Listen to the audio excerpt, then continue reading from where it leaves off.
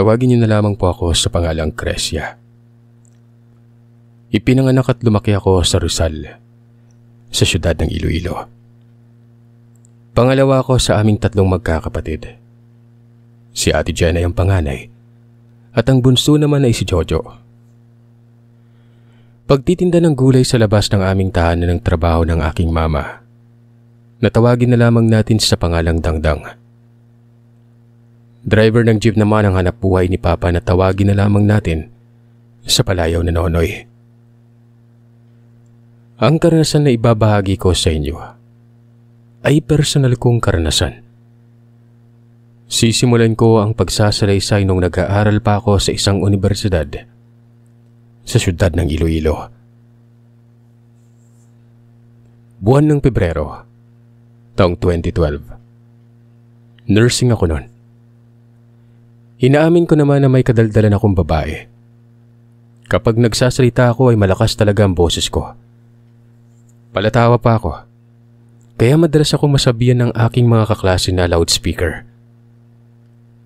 Aminado ako na may taglay akong kakulitan pero kahit ganoon ang ugali ko, masasabi ko na mabait din ako at pala kaibigan din. Sa katunayan ngay sa edad kong ito, hindi pa ako nagkaroon ng kaaway ni minsan. Dahil maliban sa pala kaibigan ako ay marunong din ako makisama sa mga tao. May mga kaklase akong sina Aljun, Frances at Gemma. Si Aljun, Frances at Gemma ay hindi ko lang sila kaklase kundi mga matatalik kong kaibigan. Palagi kaming magkakasamang 4 sa pagkain. Magkatabi din sa upuan sa silid-aralan. Maging sa pamamasyal sa kung saan-saan tuwing wala kaming pasok. Yung 3 kong kaibigan ay pareho silang taga Buenavista, Guimaras. Isang araw, nagkayayaan kami na pupunta kami sa bahay ni Gemma sa Guimaras. Fiesta sa kanila nagataon na 1 linggo kaming walang pasok noon. Kaya't sumama kami sa kanya sa kanilang bahay. Buwan ng Oktubre at nagkataon na semestral break. Araw ito ng Martes nang pinuntahan ako ni Gemma at ni Francis sa bahay dahil hindi ako nakapunta sa boarding house ni Aljun. Kung saan doon na sana kami magkikita-kita para sama-sama kaming 4 na pupunta nga kila Gemma. Hindi ako nakapunta dahil masama ang pakiramdam ko. Magpaganon pa man, natuloy pa rin kami sa aming pag-alis noon. Dahil nga sinundo ako.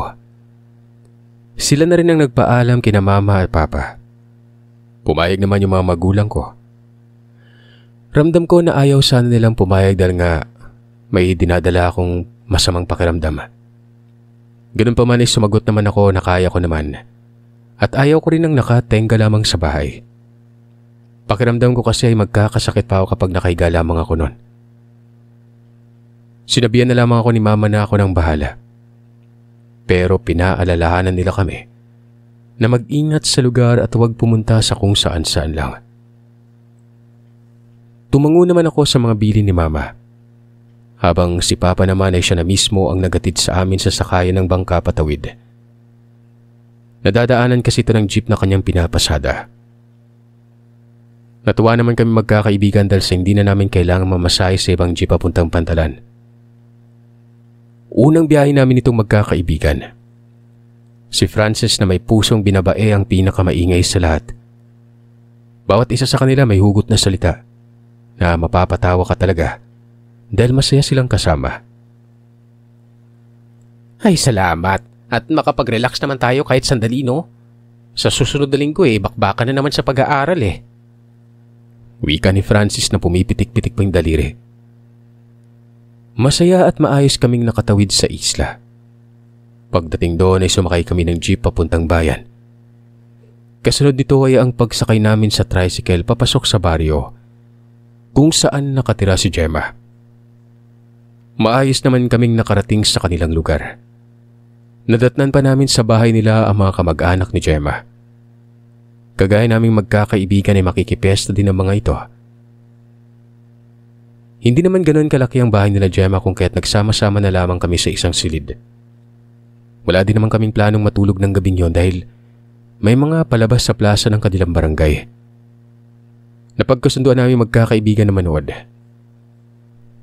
Pagkatapos naming maiayos sa mga dala naming bag sa silid napagpasya na rin naming lumabas na kagad. Naroroon ang mga pinsan ni Gemma sa kanilang bakuran, kung kaya't ipinakilala niya kami sa mga ito.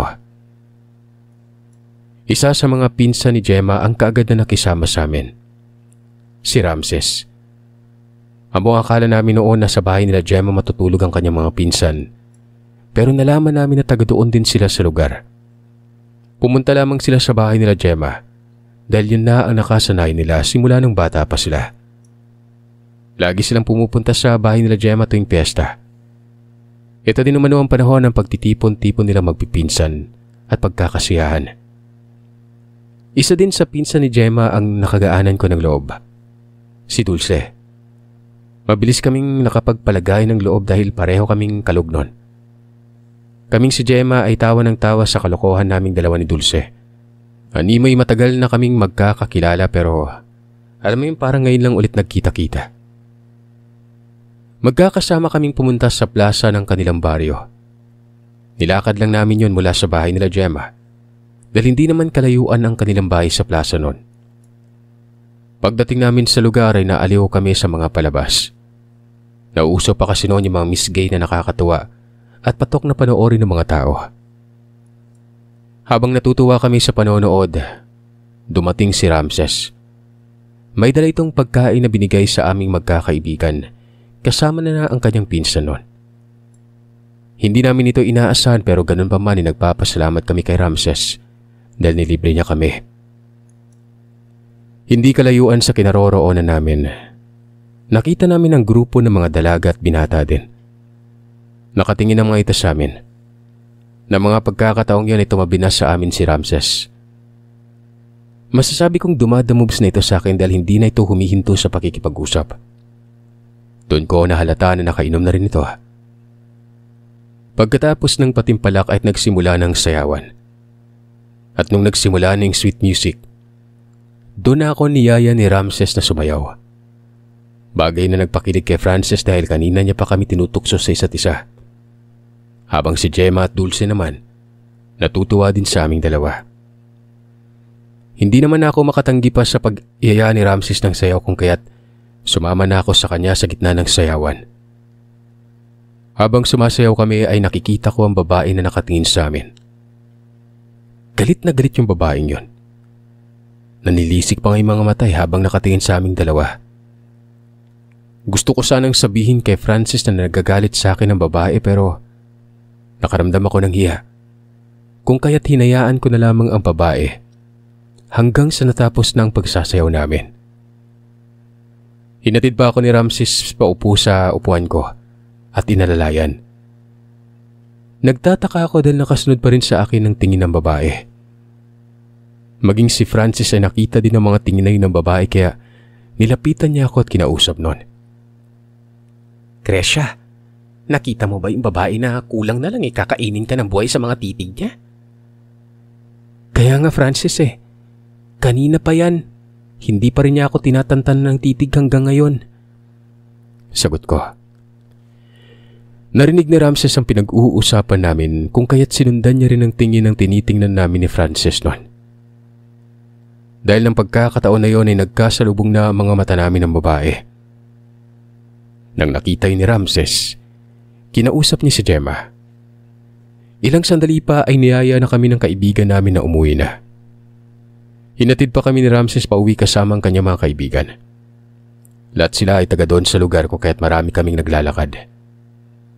Pagdating namin sa bahay nila Gemma, kumain pa kami bago naglinis ng katawan at natulog. Dahil sa pagod namin kung kaya't kaagad kaming nakatulog noon. Kami ni Gemma sa kama habang si Frances at Aljo naman nasa lapag lang. Kutsyon naman ang kanilang hinihigaan noon. Kinabukasan ay nagising ako na masakit ang ulo ko. Iniisip namin na baka dahil lamang sa init ng biyahe namin mula sa siyudad ng Iloilo hanggang Guimaras. Tapos nahumugan ako sa daan nang pumunta kami sa sayawan. Alam naman kasi ng mga kaibigan ko na may lagnat ako bago pa man kami nagbiyahe patungo sa isla. Dahil doon ay saglit lamang akong nagpahinga. Nakasanayan ko naman na magdala ng mga pangunahing gamot kapag nagbabiyahe kung kaya't kaagad din naman akong uminom ng gamot pagkatapos namin kumain ng umagahan. Abala na noon ang mga tao sa bahay nila Gemma. Nais pa sanang tumulong ng mga kaibigan ko pero ayaw naman nilang pumayag. Ayon sa ina ni Gemma na tawagin na lamang natin sa pangalang Rosemary. Naroroon kami sa isla para makapamasyal at makipamiesta. Kaya sulitin na umano namin ang pagkakataon nun. Saglit akong nagpahinga pagkatapos kong uminom ng gamot. Makalipas ang kalahating oras ay unti-unti nang nawawala ang sakit ng ulo ko. Natuwa naman ako gawa ng makakagala kami sa plaza. Maya-maya sinabihan na kami ni Gemma na maligo na. Dadalo daw kami ng misa sa patron ng kanilang piyesta. Sumunod kami ni Frances, habang si Aljo naman ay saglit na umuwi sa bahay nila na nasa kabilang barangay. Ilang sandali pa ay nakatanggap kami ng mensahe galing kay Aljun na magkita-kita na lamang kami sa may simbahan. At ayun na nga, sabay-sabay na kaming pumunta sa simbahan nun. Bago pa man kami nakaalis ay nakita ko pa si Ramses na abala na sa pagtulong sa mga kamag-anak nila na abala sa pagluluto ng kanilang mga handa. Nagbatian pa kami ng magandang umaga na narinig naman ng kamag-anak nila na naroroon din. Dahil doon ay naging tampulan nila kami ng kantsaw. Pero hindi na ito nagtagal dahil sa kaagad na rin kaming umalis papuntang simbahan. Nagpasalamat ako noon dahil hindi ko nakita ang babae na animoy nagagalit sa akin noong nagdaang gabi. Pagkatapos ng misa ay kagad naman kaming bumalik sa bahay nila Gemma. Nagkita kasi sila ng kaibigan ng nanay niya na nagmula pa sa siyudad ng Iloilo. Mabuti na lang at nakilala ito ni Gemma kung kaya't nilapitan niyang Ginang at kinausap. Doon ay nalaman niya na hindi alam ng Ginang kung saan ang bahay nila. Kaya dali-dali kaming bumalik sa bahay nila para masamahan ng kaibigan ng kanyang ina noon. Pagdating namin sa bahay nila, bumungad sa amin ang napakaraming tao. Naninibago ako dahil sa hindi naman ganun kadami ang mga tao na pumunta sa bahay tuwing fiesta eh. Pero dito kala Gemma, dami. Nagulat pa ako nang sa hindi kalayuan, naroroon ang babae na masamang nakatingin sa akin kagabi. Nakipamiesta ito sa bahay nila Gemma. Dahil dito ay nilapitan ko si Frances at sinabi sa kanya ang nakita ko. Alam ko, siya agad yung nakita ko kanina pagpasok natin sa bakod eh. Sagot nito sa akin. Tumango na lamang ako at nagwika na hayaan na namin ang babae. Pumasok na lamang kami sa bahay kasama si Aljon at ang kanyang kaibigan na taga sa kanila din. Si Francis kasi ay taga Guimaras din pero nasa San Lorenzo naman siya kung kaya't hindi na siya umuwi sa kanila. Pagpasok namin sa loob ay marami na ring tao.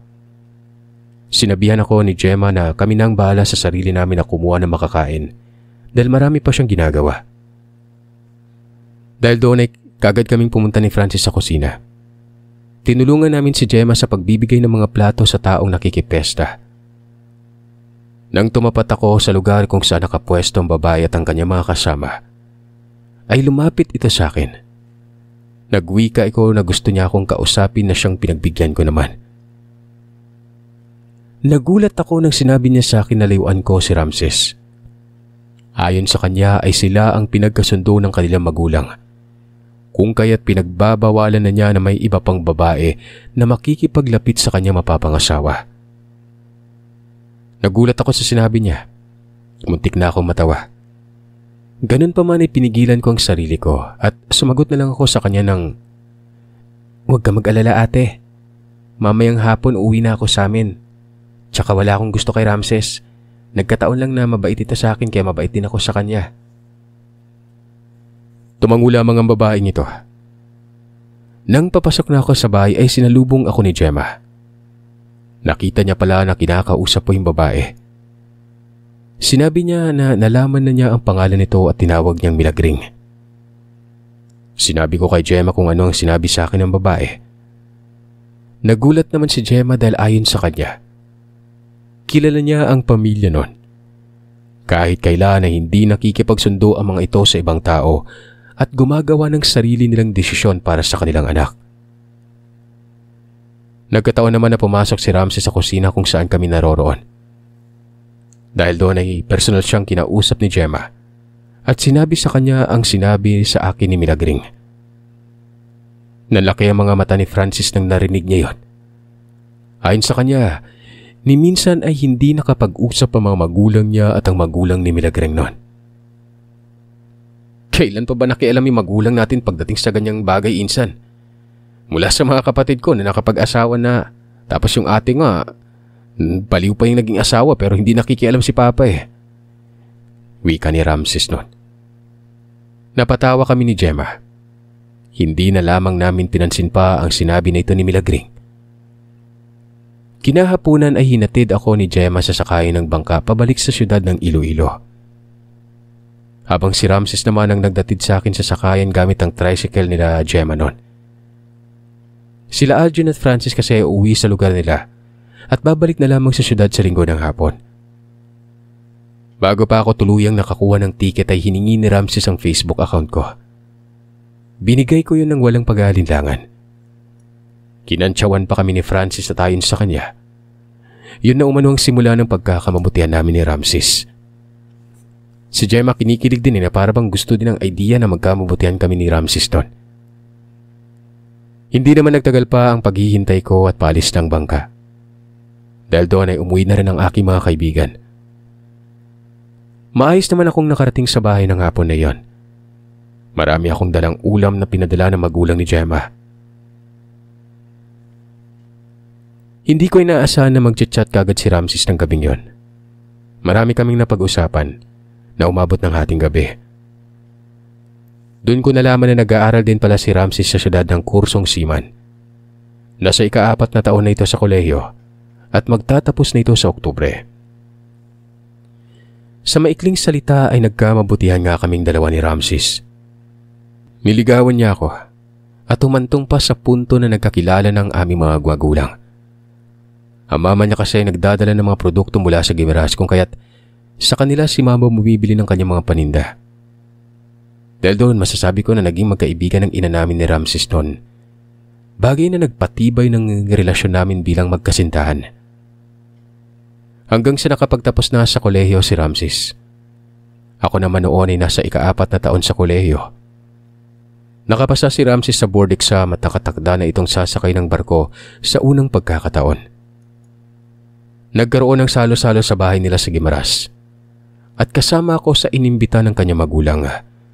Lalong-lalo na ni Ramses noon. Wala akong mapagsidla ng senoon dahil sa ipinakilala na niya ako sa pamilya niya bilang kanyang kasintahan. Isa sa kamag-anak ni Ramses ang nagwika ng, "Baka naman mamaya Ramses ang sahod mo mapupunta lang sa babae at pakalimutan mo na yung paghihirap na magulang mo." Bali ako na yung sumagot. Sinabi ko na hindi mangyayari yon. Dahil maging ako man kapag nakapagtapos na, uunahin ko muna yung mga magulang ko.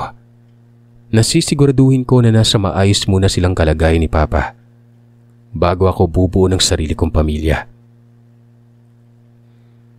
Nakangiting tumingin sa akin si Gemma. Ganun na rin ang mga magulang ni Ramses at maging ang nobyo ko. Samantalang ang tiyahin niya naman ay tumangulang. Tinanong pa ako nito kung anong kurso ko at nang sinabi kong nursing at nasa ika-4 na taon na ako sa kolehiyo. Tumango ulit ito. Hindi ka mag-anak ni Gemma ang tiyahin na ito ni Ramses. Dahil magkapatid ay ang ina ni Ramses at ang ama ni Gemma. Pagkatapos ng salo-salo ay umuwi din ako ng hapon na yon.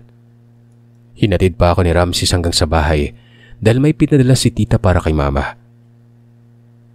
Nang nasa labas na kami ng bakuran nila at humahanda na sa pagsakay sa tricycle papunta sa Pantalan, nakita namin si Milagring.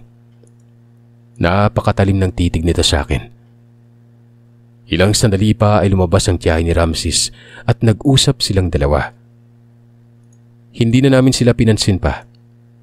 Maayos kaming bumiyahe papunta sa syudad ng hapon na yon. At dahil sa alanganin ng umuwi pa si Ramses ng gabing ito, kung kaya't sa bahay na lamang siya natulog.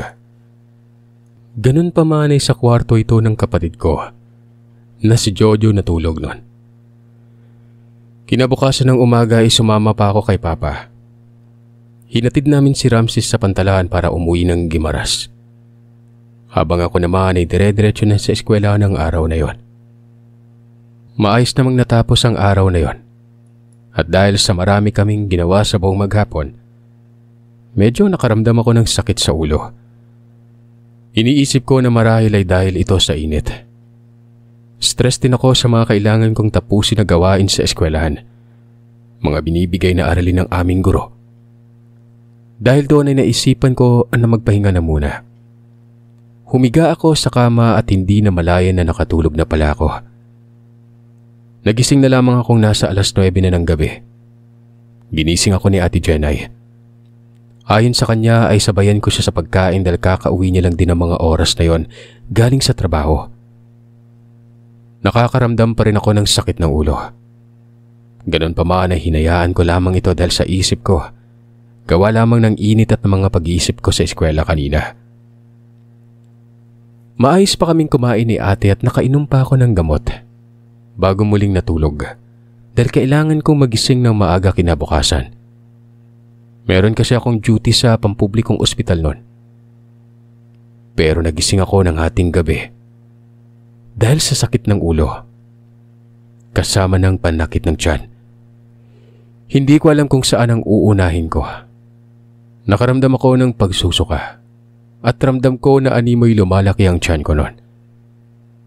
Tinawag ko si mama at humingi ako sa kanya ng tulong. Kaagad naman na nagising sina papa at mama. Pati si ate nagising na rin. Sinabi ko kay mamang nararamdaman ko. Sinabi kong pakiramdam ko ay lumalaki ang tiyan ko noon. Napagalitan pa ako noon ni mama. Ang buong akala niya ay buntis at gumagawa lamang ako ng drama. Paano naman ako mabubuntis ma? Wala namang nangyari sa amin ni Ramses. Ni isang beses hindi ko pa naranasan yung pakikipagniig na yan. Umiiyak na sagot ko kay mama habang namimilipit sa sakit noon. Habang si papa naman ay kinuha ako ng isang basong tubig na pwede kong mainom. Hinaplasan ni mama ng efficacent oil ang tiyan ko. Umabot pa ng madaling araw ang pakiramdam ko na hindi maganda. Unti-unti na lamang din nawala ito. Dahil sa nangyari niyon ay pumasok ako ng puyat. Pakiramdam ko ay nakalutang ako ng araw na yon. Mabuti na lang at nakayanan ko naman na mahigit 8 oras ko na duty. Kagad ako nakatulog pagka-uwi sa bahay. Maging ang mga mensahe at tawag ni Ramses ay hindi ko na nagawa pang sagutin.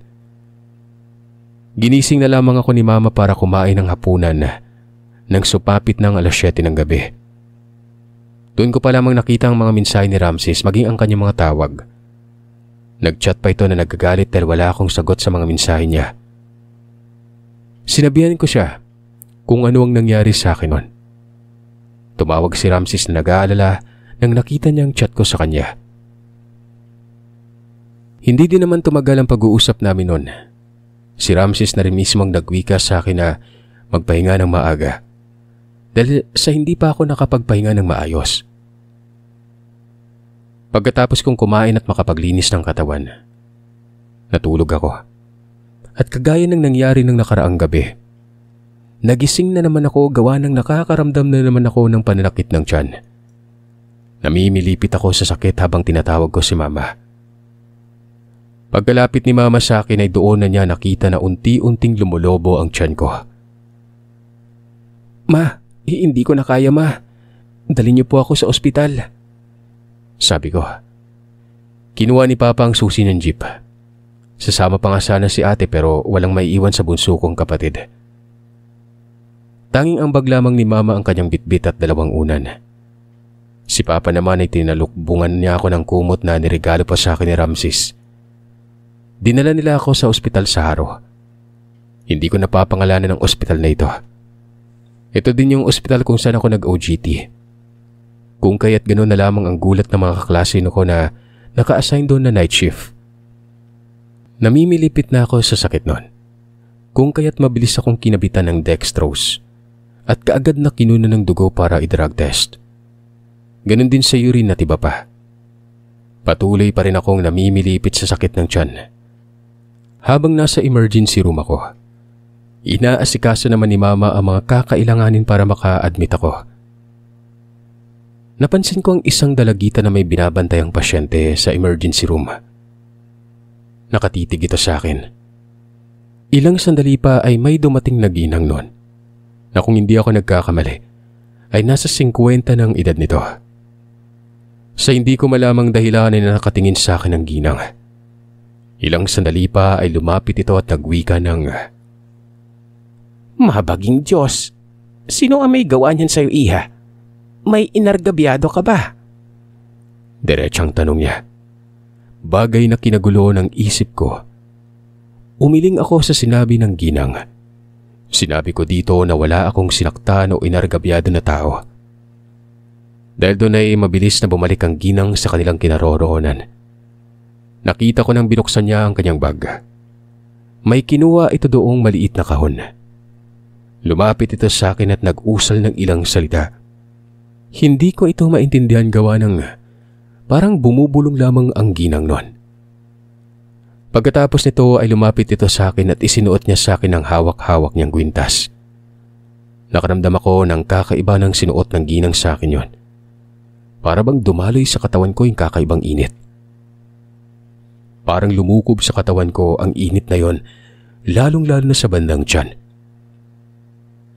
Doon na ako dahan-dahang nakaramdam ng pagkawala ng sakit ng tiyan. Unti-unti na rin akong kumakalma at unti-unti na ring nawawala ang aking pamumutla. Nagtataka si mama nang pinuntahan na niya ako. Nagtanong pa si mama kung anong nangyari. Kung niloloko ko lang ba sila sa ginawa ko. "Ma naman, sa tingin mo gigising ako ng madaling araw para lang magdrama?" Tanong ko kay mama. Hindi nakasagot si mama. Pero ang ginang na nagsuot sa akin ng kwintas ay nagsalita. "Taob-taob ang dumali sa'yo, ining. Nilason ka gamit ang taob-taob. Kung hindi ako nagkakamali ay nakulam ka." Nabigla kami noon.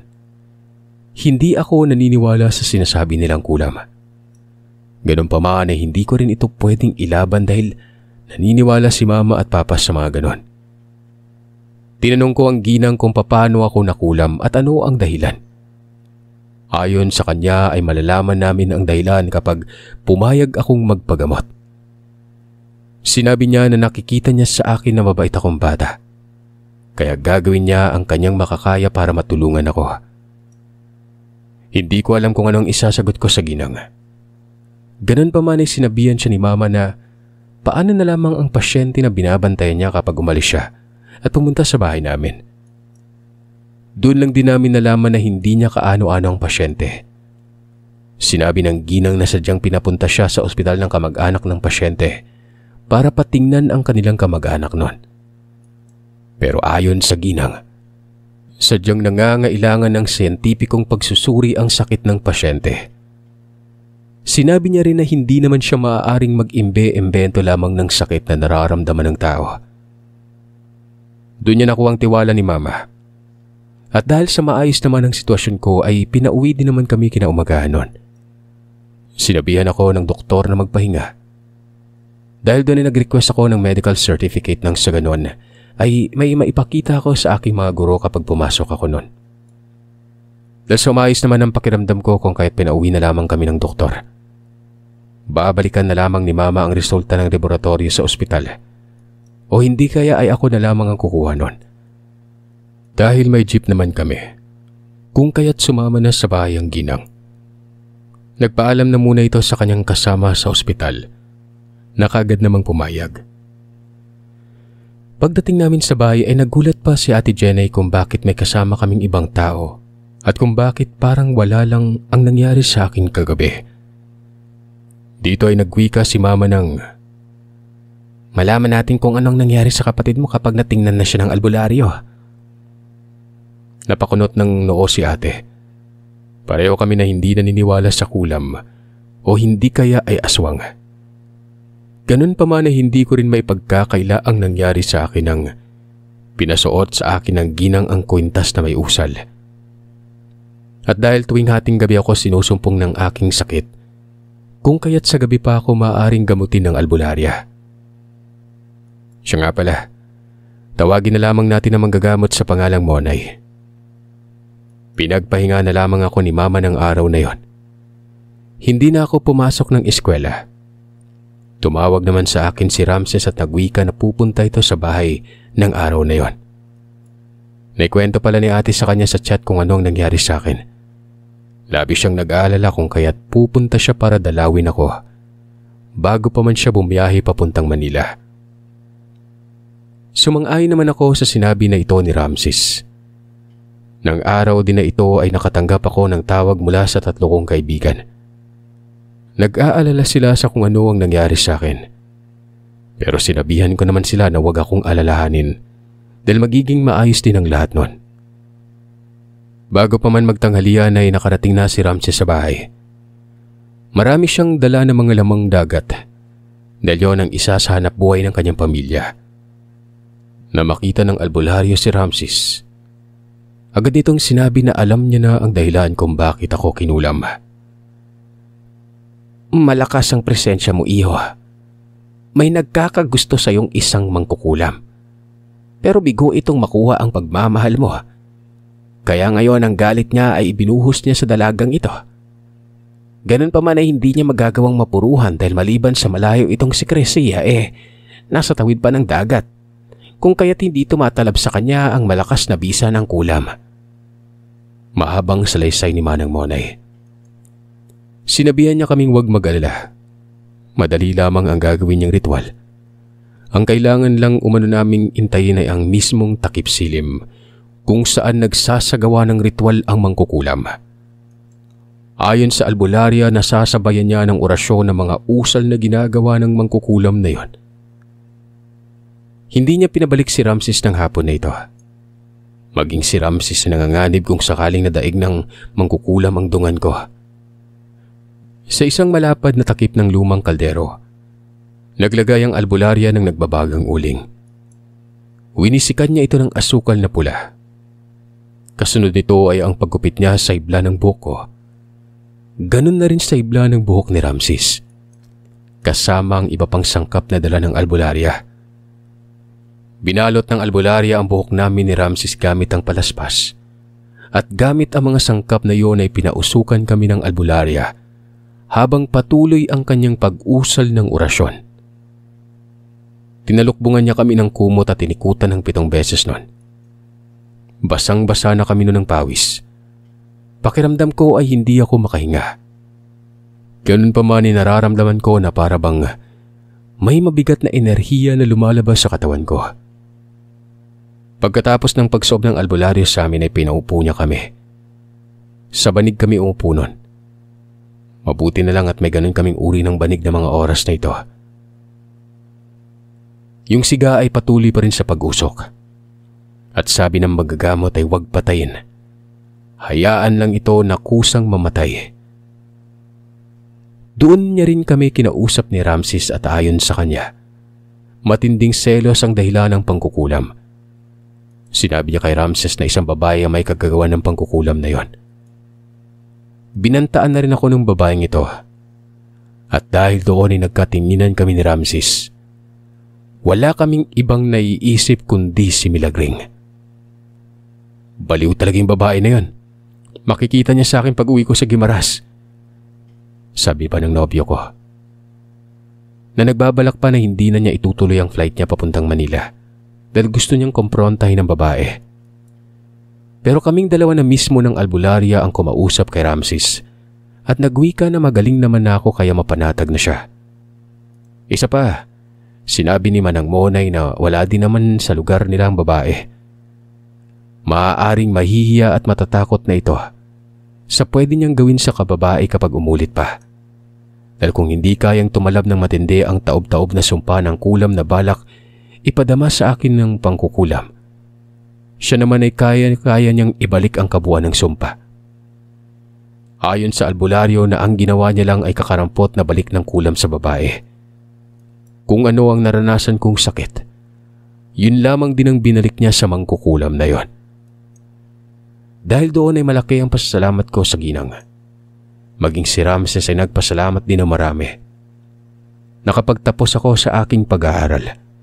Naging rehistradong nurse at nakapagtrabaho ng maayos. Hindi kami nagkatuluyan ni Ramses. Nagtapat ito sa akin na aksidente niyang nabuntis ang kasama niya sa barko na babae. At sa kasamaang palad ay may asawa at anak pa ang babae na naiwan sa Pinas. Walang hiyang yon. Matapos ko makatanggap ng kulam mula sa mga nagsiselo sa akin. Ganun pang gagawin niya. Nakipaghiwalay ako sa kanya at gamit ang aking propesyon, nang ibang bansa ako kung saan ako sa ngayon nagtatrabaho.